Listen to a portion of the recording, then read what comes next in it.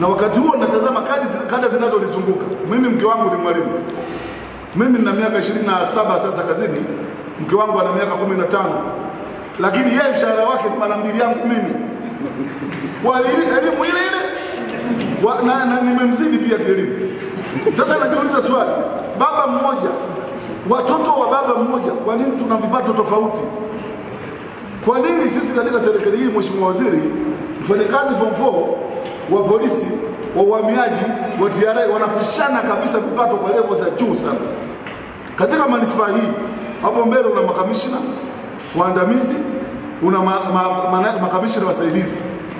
RPC wangu hapo Mzee Njewike, mshahara wake kuna mtu pale manispaa mdogo tu anapokea.